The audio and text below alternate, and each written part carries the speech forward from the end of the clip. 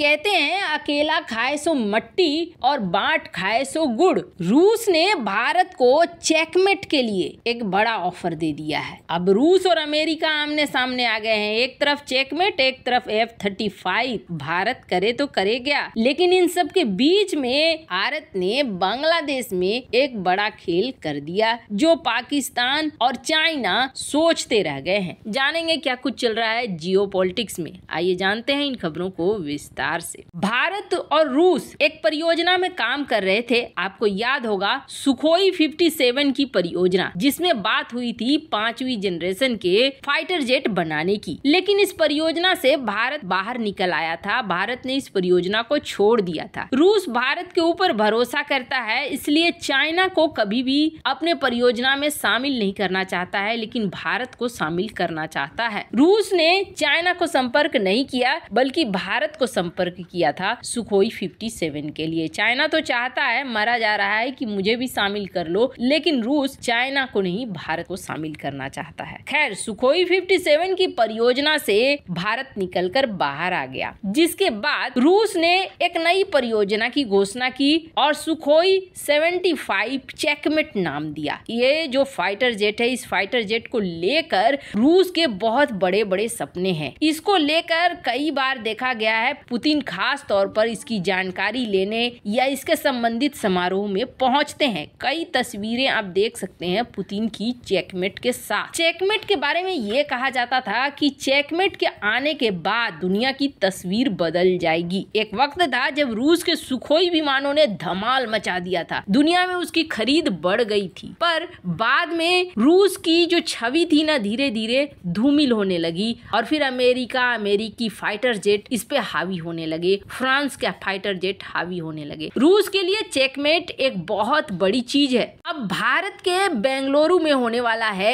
Air show और इस air show में रूस अपने चेकमेट को लेकर कथित तौर पर आ रहा है, जहां ये कहा जा रहा है कि रूस चेकमेट को लेकर भारत को ऑफर देगा कि चलो साथ में बनाते हैं। 25-26 तक, यानी कि 2025-2026 तक ये बनकर रेडी हो जाएगा। लेकिन अब भारत के लिए एक समस्या आ गई है। इधर बीच हाल ही में अमेरिका में एक बिल पास किया गया और अमेरिका ने ये कहा कि हम अब क्रिटिकल टेक्नोलॉजी जो कभी भारत को नहीं दिया करते थे, वो भी हम देने को तैयार हैं। यानी भारत के लिए एक रास्ता खुल गया। बातें ये हो रही है कि भारत को मजबूत करने के लिए, चाइना को काउंटर करने के लिए अमेरिका F-35 विमान को दे सकता है। अब F-35 और चेकमेट में कौन सा ज्यादा मजबूत है, कौन सा ज्यादा अच्छा है? पहली बात, हमारा एमका का अपना एक अलग प्रोग्राम चल रहा है। एमका, चेकमेट, F-35 इनके बीच में कहीं भी नहीं आता है। F-35 और चेकमेट एक दूसरे से थोड़ा ही कम, थोड़ा ही ज्यादा है, 19-20 का फर्क है, यानी दोनों एक दूसरे के पूरक हैं, ये भी समझ में आता है। लेकिन भारत जाए तो किसकी तरफ जाए?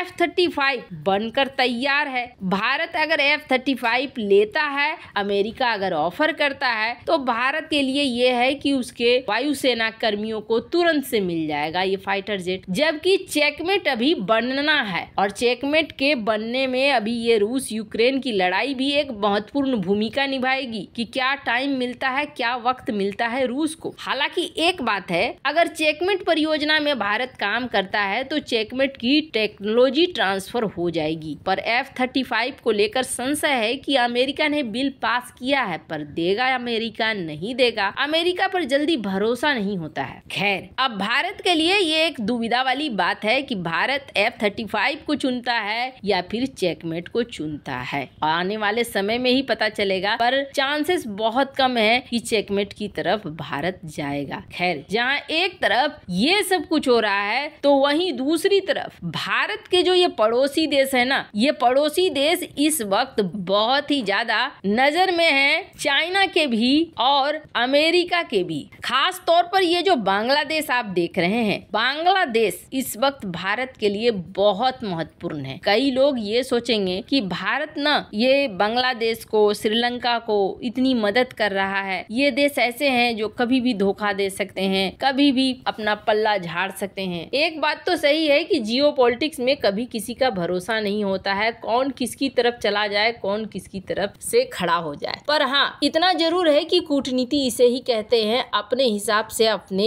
हितों के लिए काम करो। बांग्लादेश में इधर बीच कई तरह की चीजें हो रही हैं। एक तो अमेरिका और रूस दोनों ही आपस में लड़ रहे हैं। बांग्लादेश एक अखाड़ा बना हुआ है। हमने हाल फिलहाल में देखा कि रूस और अमेरिका के राजदूत बांग्लादेश की जमीन पर लड़ना शुरू कर देते हैं। अमेरिका पर रूस आरोप लगाता है कि आप बांग्लादेश के अंदरूनी मामलों में दखल देते हैं और अमेरिका रूस के ऊपर आरोप लगाता है कि तुम यूक्रेन में क्या कर रहे हो, यूक्रेन में भी तो यही कर रहे हो। अब बांग्लादेश डर के मारे रूस की तरफ से जो जहाज आ रहे थे उन जहाजों को कहता है कि हमारे यहाँ मत भेजो, प्रतिबंधित जहाज नहीं भेजो, हमें अमेरिका का डर लग रहा है। रूस कहता है चलो ठीक है, हम प्रतिबंधित जहाज आपको नहीं भेजेंगे। एक तो अखाड़ा यहाँ बना हुआ ही है। चाइना चाहता नहीं है कि भारत के पक्ष में बांग्लादेश जाए और इसके लिए चाइना कथित तौर पर बांग्लादेश के अंदर कई संगठनों को बांग्लादेश की अभी की सरकार के खिलाफ भड़काता रहता है। हाल फिलहाल में हमने कई प्रदर्शन भी देखे। हालांकि बांग्लादेश ने बहुत सावधानी से इन सारे प्रदर्शन को हैंडल किया। प्रदर्शन और भी ज्यादा बुरा होता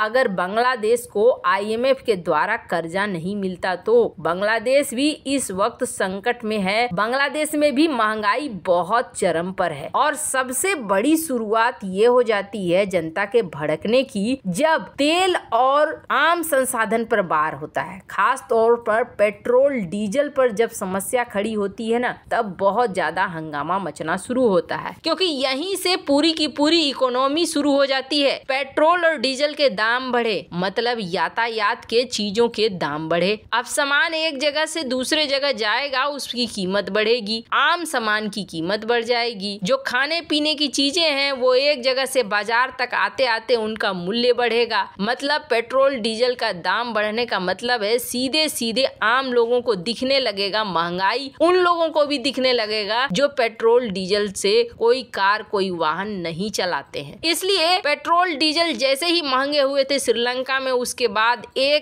एक ताश के पत्तों की तरह श्रीलंका ढह गया था। बेहद इंपॉर्टेंट है डीजल पेट्रोल यातायात के ये साधनों के लिए। ऐसे में बांग्लादेश की भी स्थिति कुछ ऐसी ही लग रही थी, क्योंकि बांग्लादेश में भी अचानक से पेट्रोल डीजल के दाम बढ़ाए गए थे। जनता प्रदर्शन कर रही थी। चाइना को भी मौका मिल गया था कि और भी ज्यादा इसे भड़का दे। पर इन सब के बीच में आखिरकार भारत और बांग्लादेश आगे आए और एक समाधान ढूंढ लिया। दरअसल भारत और बांग्लादेश के बीच एक गैस पाइपलाइन की शुरुआत हो चुकी थी, जिसे इंडिया बांग्लादेश फ्रेंडशिप पाइपलाइन कहा जाता है। और अब इस पाइपलाइन के जरिए जून महीने से इसी साल से भारत डीजल की सप्लाई करने लगेगा बांग्लादेश को। 5 किलोमीटर लंबी ये पाइपलाइन है, जो 5 किलोमीटर बांग्लादेश में तो 5 किलोमीटर भारत में है। इसके अलावे इसका जाल पूरी तरीके फैला हुआ है, जो 131.5 किलोमीटर में फैला है। यानी बांग्लादेश की बहुत बड़ी समस्या खत्म हो जाएगी। 2018 में इसकी शुरुआत हुई थी और अब ये पूरी तरीके से वर्क करेगा, जो बांग्लादेश को बड़े संकट से बचाएगा। वैसे इन सब मामले में आपकी क्या राय है, कमेंट कर जरूर बताएं। जल्द मिलते हैं अगले वीडियो में नई खबर के साथ।